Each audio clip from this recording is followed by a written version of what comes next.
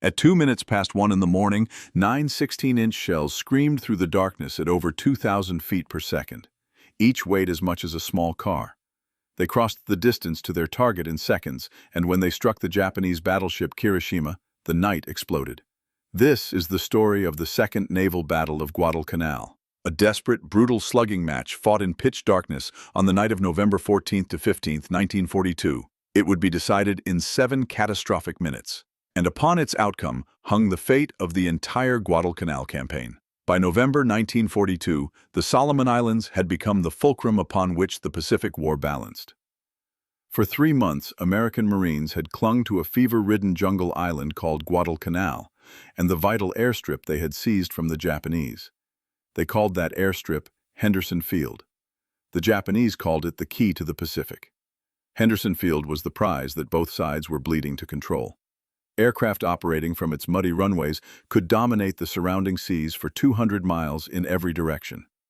During daylight hours, no Japanese ship dared approach, but darkness belonged to the enemy.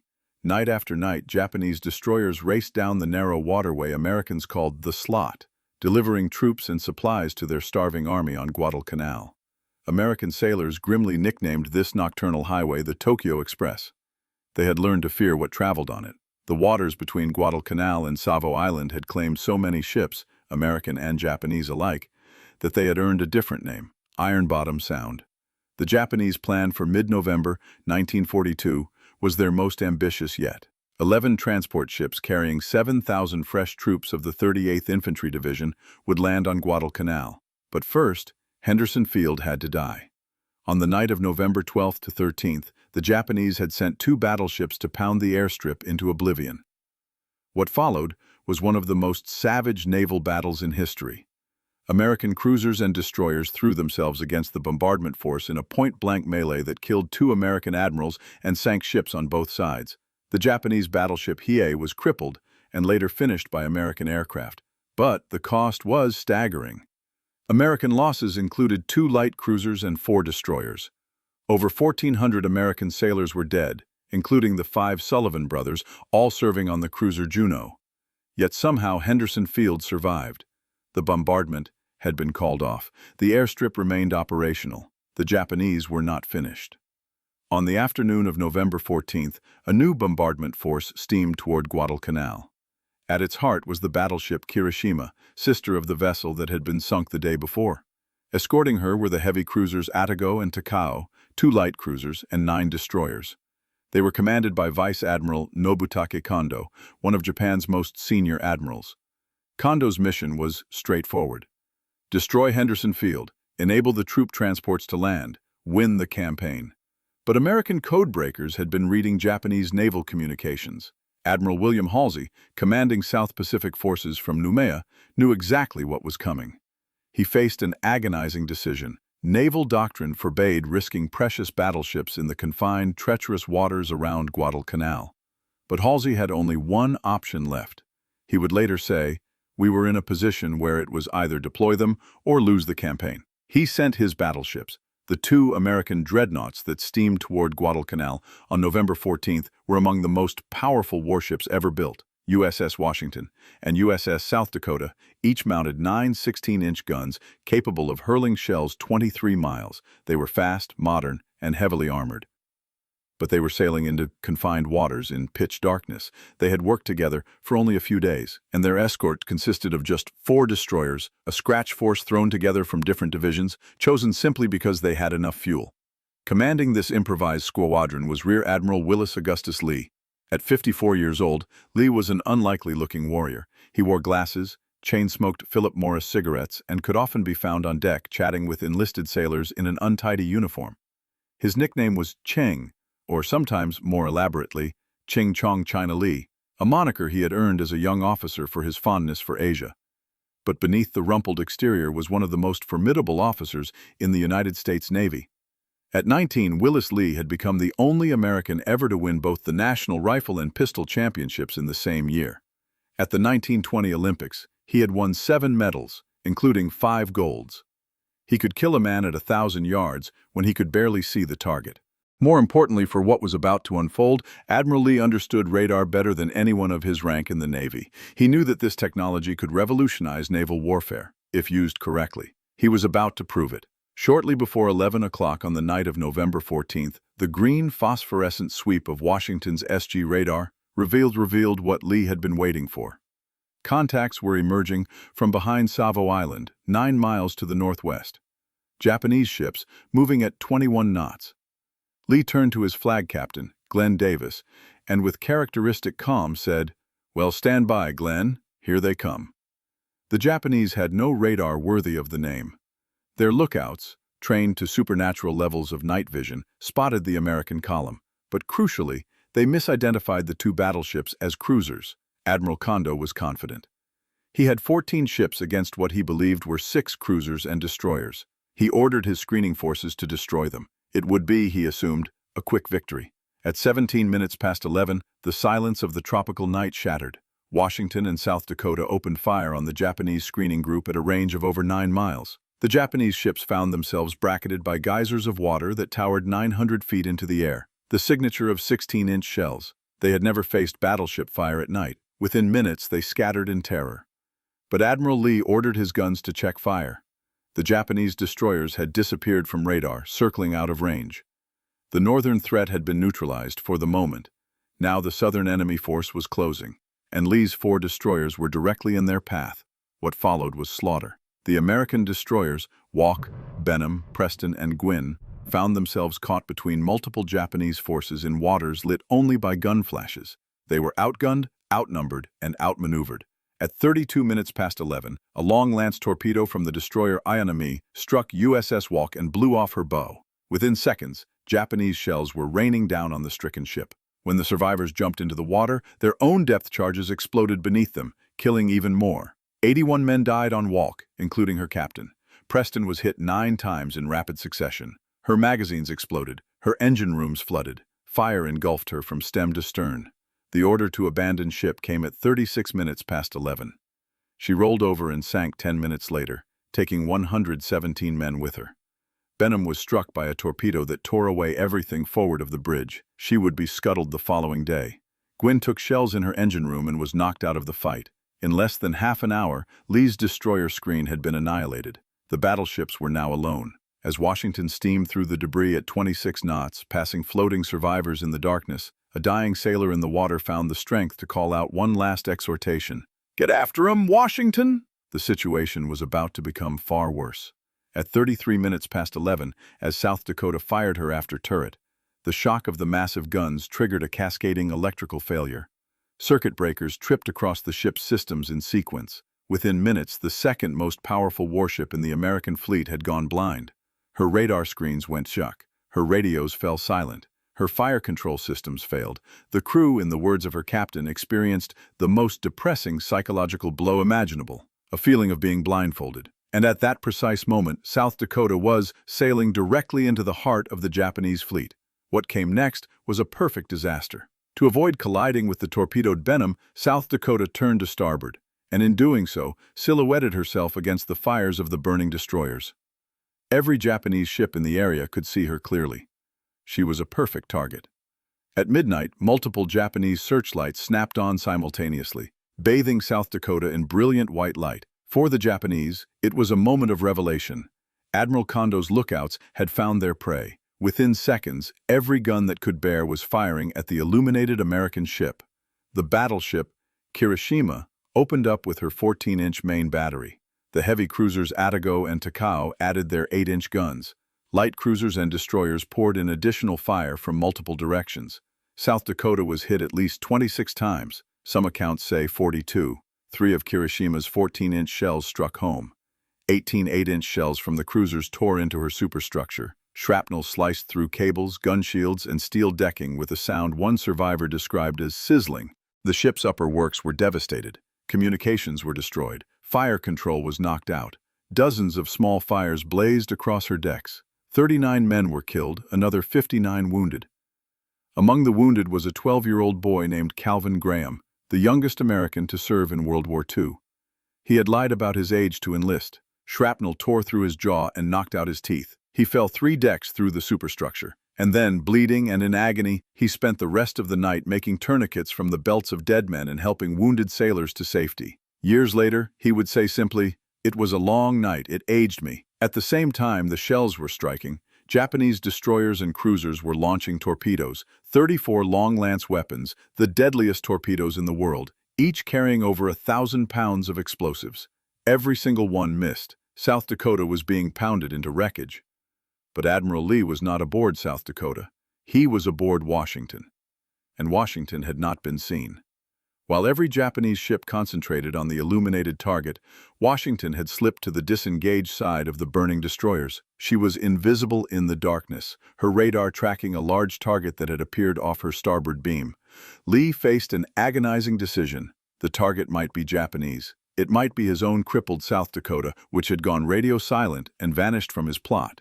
If he opened fire on a friendly ship, the consequences would be catastrophic. He ordered his guns to hold. Then, Kirishima's searchlights illuminated South Dakota, and all doubt vanished. The ship Washington had been tracking was not South Dakota. It was the enemy. At 1:01 in the morning, on November 15, 1942, USS Washington opened fire on the Japanese battleship Kirishima at a range of 8,400 yards. For a 16-inch naval rifle, this was point blank. Washington's gun crews were extraordinarily well trained. They loaded each 2,700-pound shell in 15 seconds, half the standard time. The first salvo straddled the target. The second salvo hit. One shell struck Kirishima's compass bridge, obliterating it and everyone on it. The third salvo was devastating. 5 of 9 shells struck Kirishima amidships.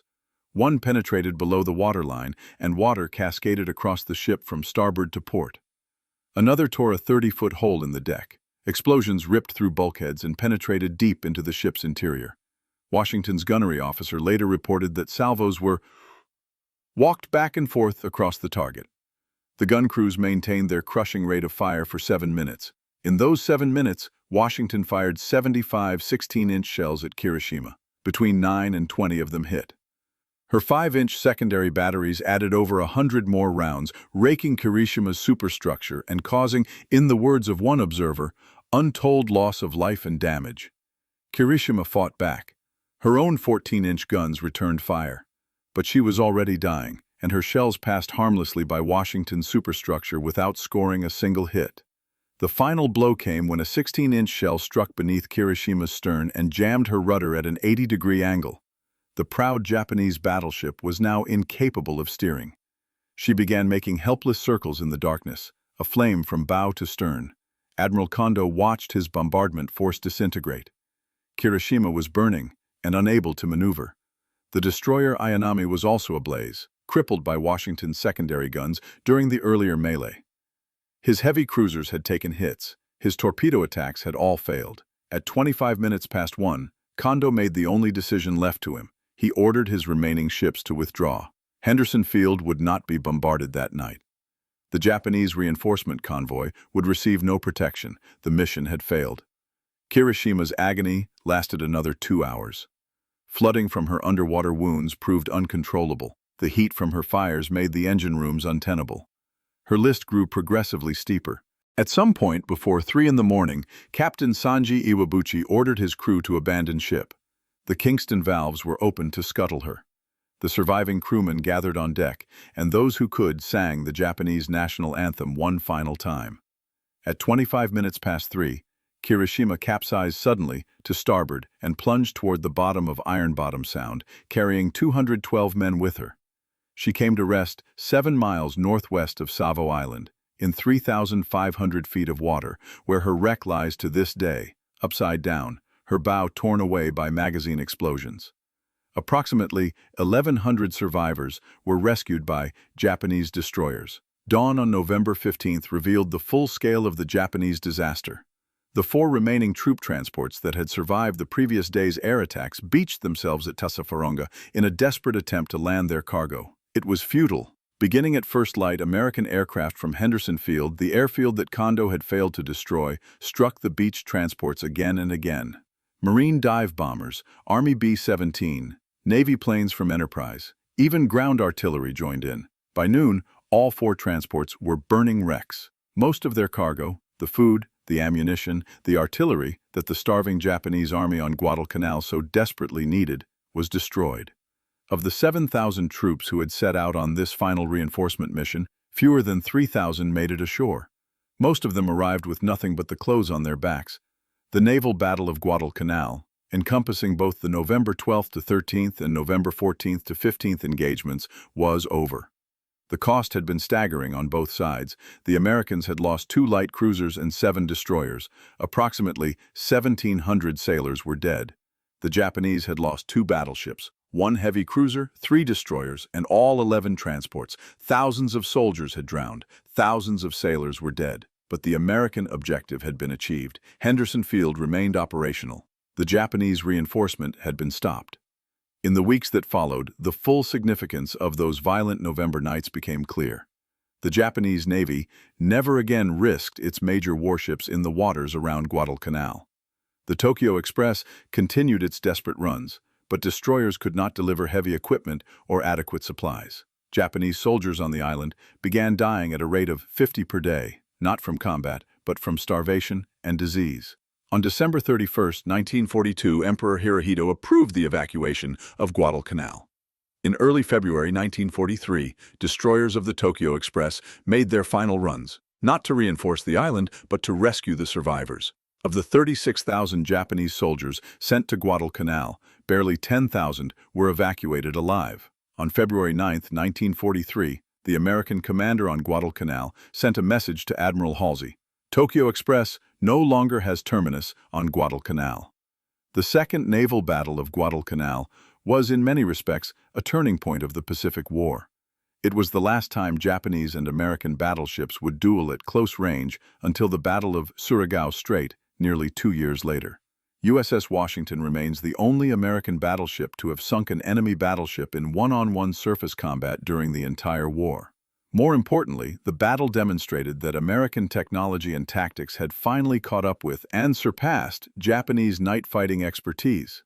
Admiral Lee's masterful use of radar-directed gunnery showed what was possible when the right commander wielded the right tools. Upon learning of the American victory, President Franklin Roosevelt observed, "It would seem that the turning point in this war has at last been reached." Historian Eric Hamill would later write, "On November 12, 1942, the Imperial Navy had the better ships and the better tactics. After November 15, 1942, its leaders lost heart and it lacked the strategic depth to face the burgeoning U.S. Navy.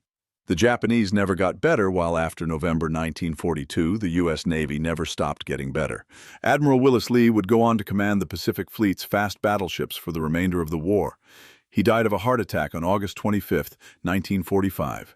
Just 10 days after Japan's surrender, while traveling to his flagship in Portland Harbor. He was 57 years old. Captain Thomas Gatch of South Dakota received the Navy Cross for his actions. His ship, despite the terrible damage she had sustained, was repaired and returned to service. The 4 destroyer commanders, Fraser of Walk, Storms of Preston, Taylor of Benham, and Fellows of Gwyn, all received the Navy Cross.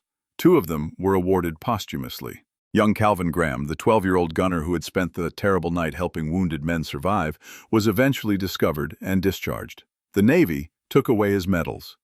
It would take decades of legal battles before his service was finally recognized. He died in 1992, his Purple Heart restored to his widow by the Secretary of the Navy. Today, the wrecks of the ships that fought in those November nights lie scattered across the floor of Ironbottom Sound. Kirishima rests upside down in the darkness, her pagoda mast crushed beneath her. The American destroyers lie nearby, their steel slowly dissolving in the deep Pacific currents. They are monuments to a night when the fate of a campaign, perhaps the fate of a war, was decided by the thunder of 16-inch guns, by the courage of men fighting in darkness they could barely see through, and by 7 catastrophic minutes that changed everything. The Japanese would never recover from what they lost at Guadalcanal. For the Americans, it was the beginning of a long road that would end in Tokyo Bay. But on the night of November 14th to 15th, 1942, none of that was certain. There was only the roar of the guns, the screaming of shells, the desperate fight for survival in the waters they called Ironbottom Sound, and a dying sailor in the water calling out to the last battleship, "Get after him, Washington!" She did.